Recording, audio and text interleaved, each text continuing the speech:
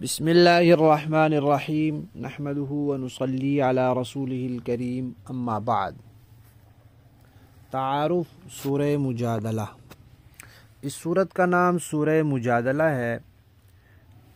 یہ سورت قرآن پاک کی تلاوت کی ترتیب میں اس کا شمار ہے 58 اور نزول کی ترتیب میں اس کا شمار ہے 105۔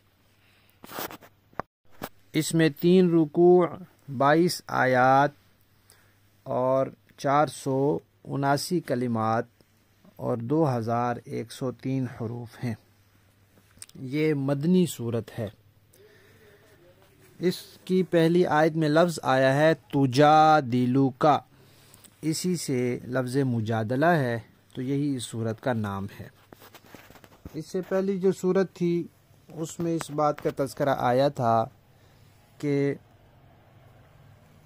یہود و نصارہ نے رہبانیت، لوگوں سے جدائی اختیار کر کے الگ ہو جانا اور بس اپنے آپ کو اللہ کی عبادت کے لیے وقف کرنا اور لوگوں سے نہ ملنا، نہ جلنا، نہ کمانا، نہ بات کرنا، یہ انہوں نے خود ایجاد کر لی تھی اور پھر وہ اس کی پابندی نہیں کر سکے، تو یہ ان کی اپنی گھڑی ہوئی چیز تھی۔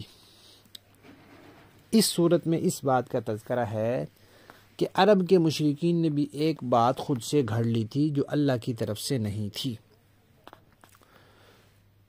اسی طرح پچھلی صورت میں اس بات کا تذکرہ تھا کہ یہود و نصارہ جو ہیں ان کو ایمان لانے کی دعوت دی کہ آخری پیغمبر پر ایمان لاؤ، قرآن پر ایمان لاؤ، لیکن انہوں نے اس دعوت کو قبول نہیں کیا، اکثریت نے نہیں کیا۔ تو اب یہاں تذکرہ ہے کہ منافقین ہیں، ان کو بھی کہا جاتا ہے کہ تم سچے دل سے ایمان لے آؤ، وہ بھی اس بات کو قبول نہیں کرتے۔ سورت کے اندر ایک تو عرب کے اس رسم کا بیان ہے جو انہوں نے گھڑ لی تھی، اس کو زہار کہتے ہیں، اور پھر اس کا حکم بتایا، اس کی تلافی کی صورت بتائی۔ اس کے علاوہ مجلس میں سرگوشی کرنے کے آداب بیان کیے ہیں۔ منافقین جو جھوٹی قسمیں کھاتے تھے ان پر تنبیہ کی ہے، اور نبی پاک صلی اللہ علیہ وسلم کو جو تکالیف پہنچتی تھیں ان پر تسلی دی ہے، اور یہ بتایا ہے کہ ایمان والے کامیاب ہوں گے اور کفار مغلوب ہوں گے۔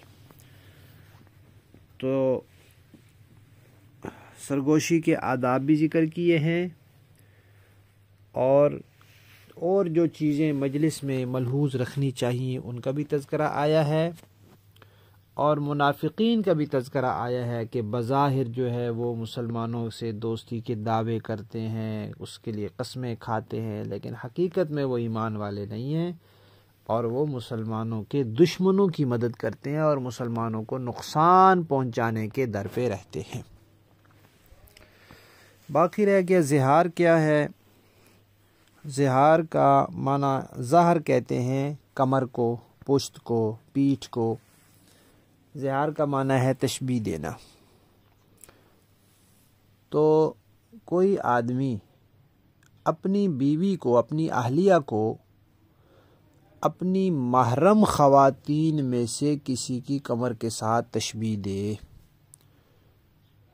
انتی علیہ کا ظہر امی، کہ تو میرے لیے ایسے ہے جیسے میری والدہ کی کمر، یا اپنی کسی اور محرم خاتون کا نام لے دے، خالہ ہے، پھپھی ہے، دادی نانی ہے، بہن ہے، بیٹی ہے، بھتیجی ہے، بھانجی ہے، یہ سب محرمات ہیں۔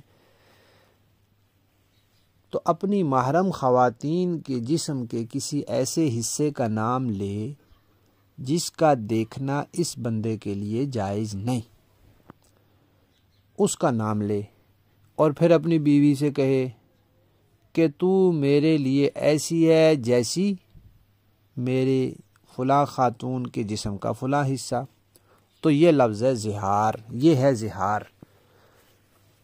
جاہلیت میں لوگوں نے یہ بات بنائی ہوئی تھی کہ جو کہے اس طرح تو گویا اس کی بیوی تو پھر اس کی ماں بن ہی گئی، لہذا اب وہ ہمیشہ کے لیے اس پر حرام ہے، اس کے حلال ہونے کا کوئی راستہ نہیں ہے۔ تو اللہ تعالیٰ نے اس صورت میں اس کی تردید کی ہے کہ یہ بات انہوں نے خود سی گھڑی ہے، بھلا وہ اس کی ماں کیسے بن جائے گی؟ ماں تو وہ ہے جس کا یہ بیٹا ہے، جس سے یہ پیدا ہوا ہے، وہ اس کی ماں ہے۔ کسی کو کہا کہ تم میری ماں جیسی ہے تو وہ خامخواہ کیسے بن جائے گی؟ اس کے کہنے سے کیسے بن جائے گی؟ نہیں بنے گی، حقیقی ماں نہیں بنے گی۔ لیکن چونکہ اس نے ایک بیہودہ بات کہی ہے، اس نے ایک جھوٹ بولا ہے، ایک غلط بات کہی ہے، اس لیے یہ گناہ ضرور ہے، حرام ہے، گناہ ہے۔ اور یہ نہ سمجھو کہ یہ گناہ اس نے کر لیا تو اب اس کی کوئی تلافی نہیں ہو سکتی، ہمیشہ کے لیے حرام نہیں، اس کی تلافی ممکن ہے، اس کا تدارک ہو سکتا ہے۔ وہ کفارہ ادا کر کے دوبارہ بیوی اس کے لیے حلال ہو سکتی ہے۔ اور یہ بات بھی یاد رکھنی چاہیے کہ کوئی بندہ اپنی بیوی کو کہے کہ تو میری ماں کی طرح ہے، صرف ایسے کہے، کسی عضو کا نام نہیں لیا، تو اس میں کئی مفہوم ہو سکتے ہیں۔ یہ بھی ہو سکتا ہے کہ بھائی جیسی ماں میرے لیے قابل احترام ہے تو بھی قابل احترام ہے، یا ماں کی بات ماننا میرے لیے ضروری ہے تو تیرے لیے بھی ضروری ہے۔ اور یہ مفہوم بھی ہو سکتا ہے کہ میری ماں، میری والدہ جو ہے وہ بوڑھی ہو گئی ہیں، اب کام کاج نہیں کر سکتی، تو بھی ایسی بھی بوڑھی اور نکمی ہو گئی ہے، کوئی کام نہیں کر سکتی۔ اور یہ بھی مراد ہو سکتی ہے کہ وہ ماں کی طرح کہے کہ اس سے مراد طلاق کی نیت کر لے، تو جب طلاق کی نیت کرے گا تو پھر طلاق ہوگی۔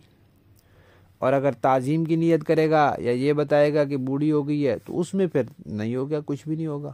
وہ تو ٹھیک ہے، بات اگر اسے سچ کہہ رہا ہے تو سچ ہے، جھوٹ کہہ رہا ہے تو جھوٹ ہے، لیکن اس سے کوئی کفارہ نہیں آتا، طلاق نہیں ہوتی۔ اور اگر حرام ہونے کی نیت کرے گا، جیسا کہ زہار میں ہوتی ہے کہ جیسے میری والدہ کی پیٹھ دیکھنا میرے لیے حرام ہے، ایسے تو میرے لیے حرام ہے، تو بس اتنا کہنے سے اس کی بیوی اس پر حرام ہو جائے گی۔ تو میاں بیوی والے جو تعلقات ہیں وہ سارے منع ہو جائیں گے۔ دیکھنا منع نہیں ہوگا، اپنی محرم خواتین کو انسان دیکھ سکتا ہے، ان کا چہرہ، ان کے ہاتھ، ان کے پاؤں، تو اپنی بیوی کے بھی دیکھ سکے گا۔ اس کے بعد اپنی محرم خواتین سے گفتگو کر سکتا ہے، بات چیت کر سکتا ہے، تو وہ بیوی سے بھی جائز ہے۔ لیکن میاں بیوی والی گفتگو نہیں کرے گا تو وہ اس پر حرام ہو جائے گی، اور جب تک کفارہ نہیں بھرے گا وہ اس کے لیے حلال نہیں ہوگی۔ کفارہ کیا ہے؟ فرمایا کہ غلام آزاد کرے۔ اگر غلام نہ ہو، جیسے آج کل غلام ہیں ہی نہیں، تو پھر کہا کہ 2 مہینے مسلسل روزے رکھے، ایک روزہ بھی چھوڑ دیا پھر نئے سرے سے رکھنا پڑے گا، اور جب تک روزے پورے نہیں ہو جائیں گے بیوی کے قریب نہیں جائے گا، وہ اس کے لیے حلال نہیں ہوگی، روزے پورے کرے گا۔